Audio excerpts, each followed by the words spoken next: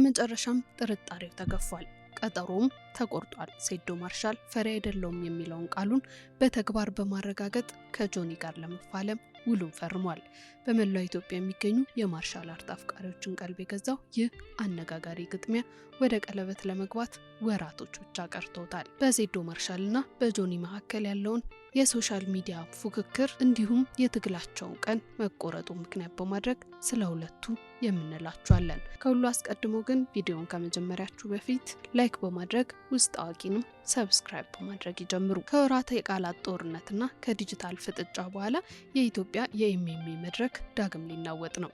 ብዙዎች አይደረግም ሲሉ የነበረውን አሁን ግን የፊርማው ቀለም አርፎበታል። የቲክቶክ ኮከብ ሴዶ ማርሻልና በድል ግርማው የሚጠበቀው ዮሐንስ ወይም ጆኒ ፊት ለፊት ለመጋጠም በይፋ ተፈራርመዋል። ይህ ግጥሚያ ስፖርት ብቻ አይደለም፣ የክብርና የብቃት ፍልሚያ እንጂ። በኢትዮጵያ የማርሻል አርት ስፖርት አዲስ ታሪክ እየተጻፈ ይመስላል። በሸገር ኢቨንት አዘጋጅነትና በአዲስ አበባ የተቀናጀ ማርሻል አርት አመራሮች ድጋፍ በሴዶ ማርሻልና በዮሐንስ ወይም ጆኒ መካከል የሚደረገው ሁለተኛው የኢትዮጵያ የኤምኤምኤ ግጥሚያ ይፋዊ የውል ስምምነት ተከናውኗል። ይህ ግጥሚያ በስፖርታዊ ብቃቱም ሆነ በደጋፊዎች መነቃቃት በኢትዮጵያ ታላቅ ክስተት እንደሚሆን ይጠበቃል። በተለያዩ የመገናኛ ብዙሃን ይፋ እንደተደረገው ሴዶ ማርሻል ከወራት የቃላት ምልልስ በኋላ ግጥሚያውን ለማድረግ ከአዘጋጆቹ ሸገር ኢቨንቶች ጋር ተፈራርሟል።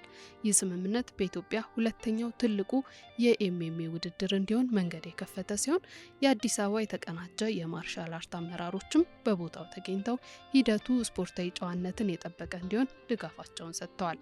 የዚህ ግጥሚያ መነሻ በስፖርታዊ ብቃት ላይ ብቻ ሳይሆን በሶሻል ሚዲያው ላይ በተቀጣጠለው ከፍተኛ ንዝንዝም ነው። ሴዶ ማርሻል ጆኒን በተደጋጋሚ የፊት ለፊት ፍልሚያ እንዲገጥመው ሲወተውተው ነበር። ብዙዎች ሴዶን ለማስታወቂያ ብቻ ነው የሚጮኸው ብለው ቢተቹትም እሱ ግን በፊርማው እውነተኛነቱን አረጋግጧል። የቀድሞ ተጋጣሚውን ንቃተ ህሊናን በአጭር ሰከንዶች ውስጥ ያሸነፈው ጆኒ በበኩሉ መጀመሪያ ላይ ለሴዶ ጥሪ ብዙም ትኩረት ያልሰጠ ቢመስልም አሁን ግን በደጋፊዎች ግፊትና በአዘጋጆች ጥረት ለፍልሚያው ዝግጁ መሆኑን አሳይቷል። በዚህ ሂደት ውስጥ በሰፊው የተወራው የገንዘብ ጉዳይ ነው። ሴዶ በሰጠው አስተያየት ስለ 5 ሚሊዮን ብር ክፍያ የሚነሳው ወሬ ወደ ጎን በማለት እኔ ማርሻል አርቲስት ነኝ፣ ለክብሬ ስል በነጻም ቢሆን እፋለማለሁ ማለቱ በብዙዎች ዘንድ አድናቆት አትርፎለታል። ግጥሚያ ከገንዘቡ ይልቅ የስነ ልቦናና የብቃት የበላይነት ማሳያ መድረክ እንደሚሆንም ፍንጭ ሰጥቶ ነበር። ሳሸንፍ ብቻ 10 ሚሊዮን የምትሰጡኝ ከሆነ ቁማር ስለሚሆን ፈጣሪም እናቴም ይቆጡኛል።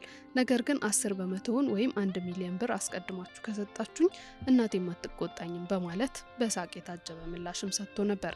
በቲክቶክ ላይ የሚደረጉ የላይቭ ውይይቶችና የደጋፊዎች አስተያየት እንደሚያሳዩት ግጥሚያው ከፍተኛ የውርርድ ድባብ እያሳደረ ይገኛል። የጆኒ ደጋፊዎች ጆኒ ፈጣንና ትክክለኛ ምት ወይም አኪዩሬሲ ያለው ሴዶን እንደ ንቃተ ህሊና በቀላሉ ይጥለዋል ብለው ያምናሉ። በሌላ በኩል ደግሞ ሴዶ የተለየ የጥበብ ጥንካሬና ረጅም ልምምድ ስላለው ለጆኒ ከባድ ፈተና ይሆንበታል የሚሉ ደጋፊዎች ቁጥራቸው ቀላል አይደለም። በሴዶ ማርሻልና በጆኒ መካከል ይደረጋል ተብሎ በጉጉት የሚጠበቀው ይህ የኤምኤምኤ ግጥሚያ በወቅቱ በክፍያ መጠንና በውድድሩ አሰራር ዙሪያ በተነሳ ከፍተኛ ውዝግብ ውስጥ አልፎ ነበር። ሴዶ ማርሻል አዘጋጆች ያቀረቡትን 5 ሚሊዮን ብር ለአሸናፊው 4 ሚሊዮን ለተሸናፊው ደግሞ 1 ሚሊዮን ደረጃዬን አይመጥንም በማለት 10 ሚሊዮን ብር ቀጥታ ወደ አካውንቱ እንዲገባ በጽኑ ጠይቆ እንደነበር ይታወሳል።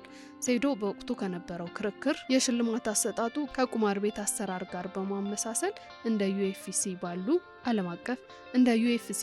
ዓለም አቀፍ መድረኮች ተወዳዳሪዎች በመጀመሪያ የመግቢያ ክፍያ ሊከፈላቸው እንደሚገባና ሙያዊ አሰራር ሊከተል እንደሚገባም ተከራክሮ ነበር። በሌላ በኩል አዘጋጆች ሴዶን በገንዘብ ሰበብ ወደ ኋላ እየሸሸ ነው የሚል ቅሬታ ሲያቀርቡ ነበር። ሴዶ ደግሞ ሃይማኖቱን ወይም ሙስሊምነቱን እንደ ምክንያት በመጠቀም በህዝብ ዘንድ ስሙን ለማጥፋት የሚሞክሩ አካላት እንዳሉም ገልጾ ነበር። ይህ ክርክር በኢትዮጵያ የስፖርት ዘርፍ ውስጥ የኤምኤምኤ ባለሙያዎች የሚከፈላቸው ዋጋና የውድድሮች ሙያ ደረጃ ላይ ትልቅ አጀንዳ ሆኖ ተመዝግቧል።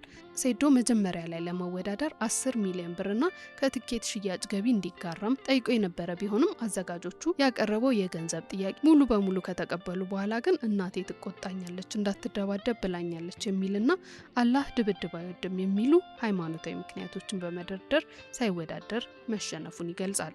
ይህ የሴዶ ውሳኔ በበርካታ ማህበራዊ ሚዲያ ተጠቃሚዎች በታዳሚዎች ዘንድ የፍርሃት ሰበብ ነው በሚል መሳለቂያና ትችት እንዲሰነዘርበት ያደረገ ነው። ምንም እንኳን የውል ስምምነቱ ቢጠናቀቅም ትክክለኛው የግጥሚያ ቀንና ቦታ ለህዝብ ይፋ አልሆነም። ሆኖም አዘጋጆቹ በሰጡት ፍንጭ መሰረት ከ4 ወራት ዝግጅት በኋላ ግጥሚያው ሊካሄድ ይችላል። እስከዚያው ግን በሁለቱም ተፋላሚዎች መካከል ያለው የቃላት ጦርነትና የስነ ልቦና ጫና በሶሻል ሚዲያው ላይ እየጠነከረ እንደሚቀጥል ይጠበቃል። ይህ የሴዶ ማርሻልና የጆኒ ግጥሚያ በኢትዮጵያ ውስጥ የኤምኤምኤ ስፖርት ተቀባይነት እንዲያገኝና ወጣቶች ወደ ማርሻል አርት ስፖርት እንዲሳቡ ትልቅ አስተዋጽኦ ይኖረዋል። ስፖርታዊ ጨዋነት በታከለበት መልኩ የሚደረጉ መሰል ውድድሮች ከመዝናኛነት ባለፈ የኢትዮጵያን የስፖርት ዘርፍ በዓለም አቀፍ መድረክ ለማስተዋወቅ ትልቅ እድል ይፈጥራሉ። ይህ አዲስ ምዕራፍ የተበሰረው የቀድሞው የጆኒና የንቃተ ህሊና ግጥሚያ በፈጠረው ከፍተኛ የህዝብ መነቃቃት ማግስት ነው። የዛሬው ትኩረት የሆነው ግጥሚያው ለረጅም ደቂቃዎች ይቆያል ተብሎ ቢገመትም ጆኒ በቴክኒክ ብልጫና በከባድ ምቶች ተጋጣሚውን ንቃተ ህሊና በደቂቃዎች ውስጥ በኖካውት በማሸነፍ በድል ተወጥቷል። ይህ ግጥሚያ በስፖርታዊ ይዘቱ ብቻ ሳይሆን በሶሻል ሚዲያ ላይ በተካሄዱ ትልልቅ ውርርዶች ይታወሳል። በተለይም ታዋቂው ጆን ዳንኤል በንቃተ ህሊና ላይ የያዘው የ1 ሚሊዮን ብር ውርርድ መበላቱ ለሳምንታት በቲክቶክና በፌስቡክ ላይ መሳቂያና መነጋገሪያ ሆኖ ሰንብቷል። ጆኒ የመጀመሪያውን ድል ከተቀዳጀ በኋላ እውነተኛው ተዋጊ እኔ ነኝ በማለት ለጆኒ ጥሪ ያቀረበው ሴዶ ማርሻል ነበር። ሴዶ በቲክቶክ ላይ በሚለቃቸው ቪዲዮዎች ጆኒን እውነተኛ ፋይተር ካልሆነ ሰው ጋር ነው የገጠምከው በማለት ሲሞግተው ቆይቷል። ይህ ፍጥጫ አሁን ከቃላት ባለፈ ወደ ይፋዊ የውል ስምምነት ተሸጋግሯል። ከሰሞኑ በተሰማው ወሬ ይፋ እንደተደረገው ሴዶ ማርሻል ከወራት የቃላት ምልልስ በኋላ ግጥሚያውን ለማድረግ ከአዘጋጆቹ ሸገር ኢቨንቶች ጋር ተፈራርሟል። ከአድዋው ሙዚየሙ የጆኒና የንቃተ ህሊና ፍልሚያ ጀምሮ አሁን ለተደረገው የሴዶ ማርሻል ውል ድረስ ያለው ሂደት በኢትዮጵያ ውስጥ የኤምኤምኤ ስፖርት ተቀባይነት እንዲያገኝ ትልቅ አስተዋጽኦ ያደረገ ይመስላል። ስፖርታዊ ጨዋነትን በታከለበት መልኩ የሚደረጉ መሰል ውድድሮች ከመዝናኛነት ባለፈ የሀገራችንን ስፖርት በዓለም አቀፍ መድረክ ለማስተዋወቅ ትልቅ እድልም ይፈጥራሉ። ቀጣዩ ጥያቄ ግን አንድ ብቻ ነው። ጆኒ ድሉን ይደግሟል ወይስ ሴዶ ማርሻል አዲስ ታሪክ ይጽፋል? ያንን ደግሞ ከወራት በኋላ የምናየው ይሆናል። እናንተስ ማንን ትገምታላችሁ? በኮመንት መስጫው ላይ ሀሳባችሁን አካፍሉን።